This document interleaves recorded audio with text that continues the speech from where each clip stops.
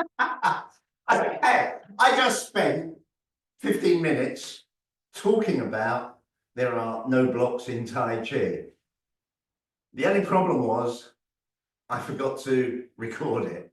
So for the last 15 minutes, I have been talking to myself, which is not completely unusual, I hasten to add. But anyway, I will rewind and I will try and remember most of what I said and maybe even improve upon it a little. That would be nice. I've done Tai Chi for, I don't know, 47 years on and off. And during that period of time, I also did karate for 32 years with a couple of little breaks. A number of years ago, 20, 25 years ago, it became fashionable to go to seminars and listen to the wise and great karateka say, or some of them anyway, a few of them perhaps it's more accurate, say there are no blocks in karate. Now in karate, you have blocks that look like that, and you have blocks that look like that, and you have blocks that look like that, and loads of blocks. And a block is force against force. Here's, let's say, an incoming punch, and here I stop it. But what these people said was, well, you don't have to do it like that. It doesn't have to be that kind of thing. You can do this kind of thing, and instead of this blocking a punch, maybe you've grabbed something and you're whacking it, or you're locking it, or you're hitting into the throat, or you're doing a number of things that are not technically blocks. So that became very popular.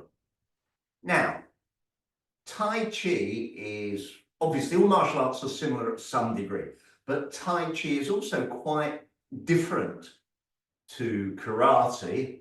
And I'm just using karate as an example. There are other arts that it would apply to. But Tai Chi is different to karate because one of the principles in Tai Chi is that you do not meet force with force. Ergo, a shape like this, which is part wild horse's mane, even if there was a punch coming in here this way, this would not be blocking it. This would be trying to absorb it, allowing you in to neutralize the person. This would not be a blocking hand. It would be an intercepting hand. Loads of other shapes in here. This shape here is not a block, so that would be karate, that would be Gedandarai in, excuse my extremely bad Japanese pronunciation, in karate. But that is, if it was going to intercept a hand, would be like moving it gently off to the side. So there are no blocks in Tai Chi. That's kind of one of the principles. Everything is soft, everything is gentle. With a quick look around to make sure there are no Tai Chi ninjas.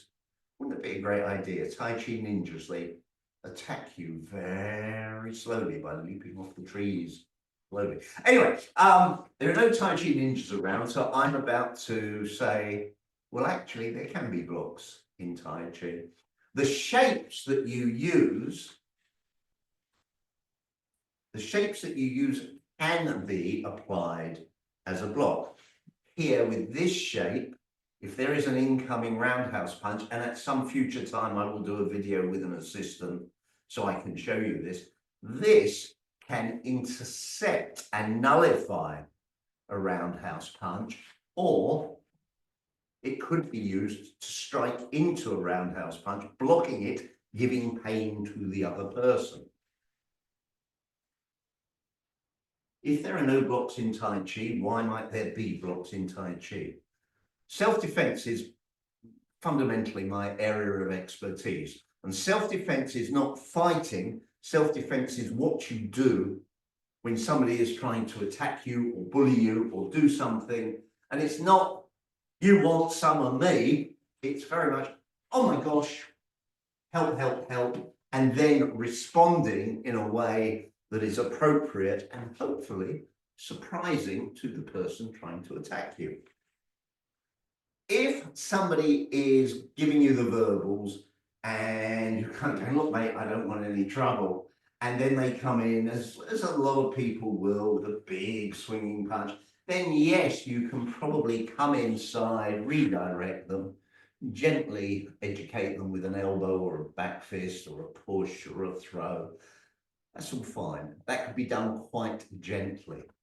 The problem comes when you're out with your wife, husband, girlfriend, boyfriend, whoever, mate, chatting, and somebody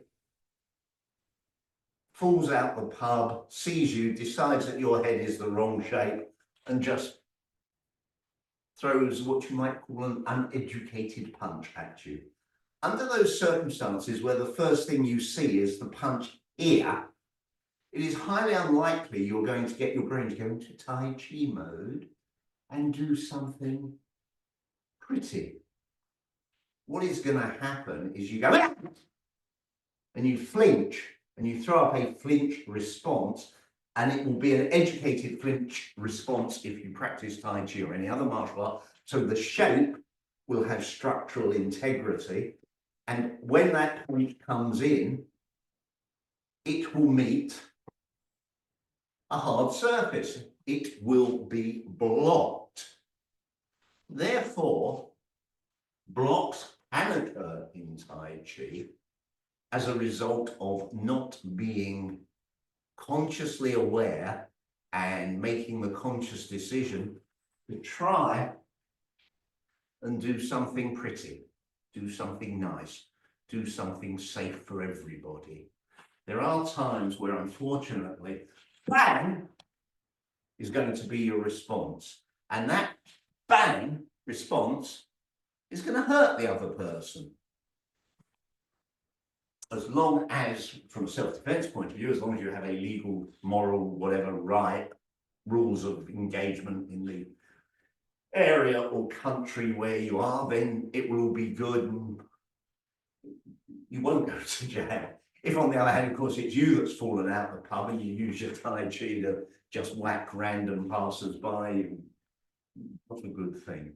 Anyway, so the whole point of this is to say everything is situational, and situationally, is that a word? Situationally, I don't know if it's a word. There can be blocks in Tai Chi. So anyway, I've talked enough. I hope you've enjoyed this little few minutes. It's a lot less minutes than the one that I didn't record earlier on, and I will follow this up later.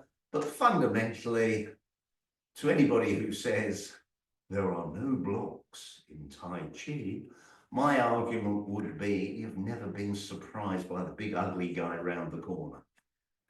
Thank you very much for your time. Hope you've enjoyed it. As you should say at this point in time, I'm not a real great YouTube person, but please click the like button and subscribe.